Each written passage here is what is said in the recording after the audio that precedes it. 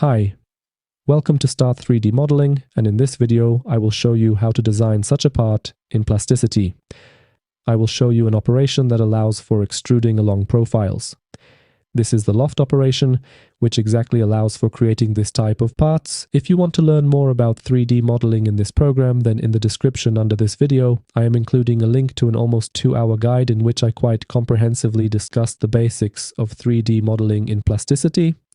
And now I will go to a new project and I will show you how to approach designing this type of part.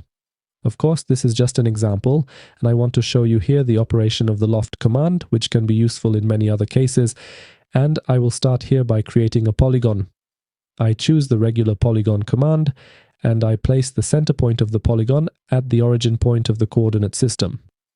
And now, as you can see, by default, we have the number of sides set to 5, but by pressing the up or down arrow on the keyboard, we can increase or decrease the number of sides, but we can also do it in such a way that we press the tab key and we switch to the window in which we specify the number of sides. For example, I will type 10 here. As the circumscribed circle diameter, I will type 100.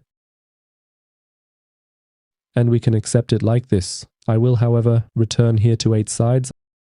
I press enter and we have a polygon created. Only here this polygon was created in such a way that the position of this polygon, when it comes to the rotation angle, is done quite freely. Therefore now I will press Ctrl Z to undo this. And here so I switched to the top view onto the top plane. And once again, I choose drawing a polygon. I place the center of the polygon at the origin point of the coordinate system. The number of sides is already set to 8. I press tab to specify the circumscribed circle diameter. And now I don't press enter, I don't press any other key, I just hover the cursor over the x-axis. And here snapping is active, and I click the left mouse button on the x-axis so that this polygon is placed here exactly in such a way that the polygon's vertex lies on the x-axis. Now I close the view onto the top plane, and I will create further polygons, but I will do it in such a way that I use the keyboard shortcut Shift+D, and here this polygon has been copied and the move operation has been automatically activated, and I will move this polygon by 50 millimeters along the z-axis. Therefore, I press the Z key, I type 50, and I press enter and enter once again to confirm this. And now I press Shift+D again, then Z50 and enter. I switch to the edge selection mode. I select this polygon and I activate the scaling command.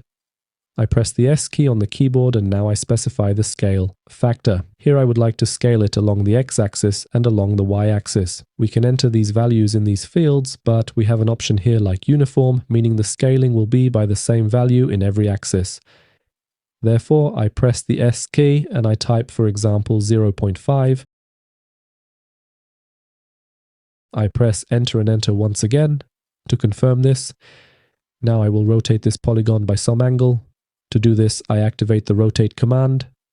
I press the R key to rotate it around the Z-axis, for example, by 30 degrees.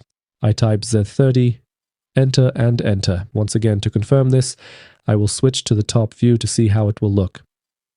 Okay, I close the view to the construction plane and we can leave this polygon as it is. Now I switch to the face selection mode, and with the Shift key I select these 3 areas.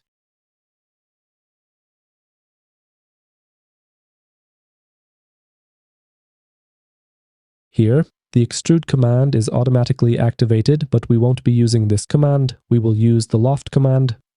I press the L key on the keyboard, and here, as you can see, a solid has been created, which was created in such a way that we have an extrusion through profiles, and the shape of this extrusion is exactly being adapted to the profiles.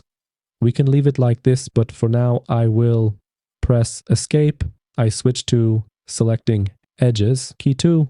I select this polygon, and here I will also apply some rotation. I press the R key, then Z, and I will rotate this by 50 degrees. Enter and enter. Once again, to confirm this, I switch to the top view, and we have a slight shift between the bottom and top polygon. Of course, we can adjust this angle. Here I only want to show you the working principle of this operation. And then I switch to selecting areas. With the Shift key, I select these 3 areas. I press the L key, I click OK, and we have such a solid.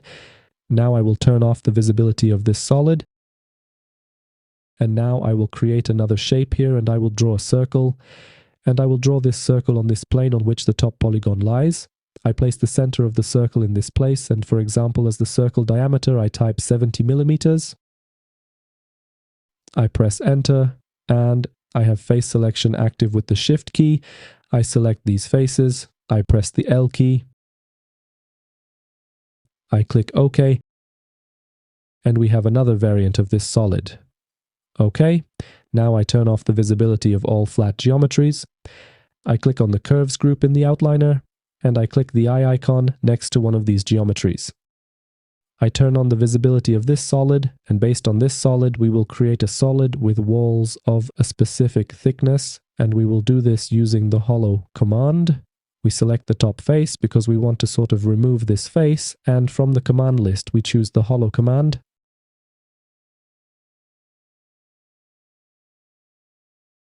And here we specify the wall thickness to the inside of the solid or to the outside of the solid. In this case, let's specify it to the inside of the solid. I press the D key -5, enter, and enter once again to confirm this. And in this way, we have created such a solid. On this simple example, I wanted to show you the loft operation. And this operation exactly allows for creating solids by extruding through profiles. And this extrusion will be created in such a way that the shape of the extrusion will adapt to the profiles. Of course, we can use more of these profiles, but we can also do this based on two profiles. For example, we will do this based on these two profiles. I select these two profiles. I press the L key and we have something like this. We have a smooth transition from the polygon to the circle. And as you can see in Plasticity, it works very fast. And we can very quickly create these types of solids. And okay, we will end this video here. And as I mentioned at the beginning, if you want to learn more about 3D modeling in Plasticity, then in the description under this video, I am including a link to an almost 2-hour guide in which I discuss in more detail the basics of working with this system. That's it for today. Thanks for watching, and don't forget to subscribe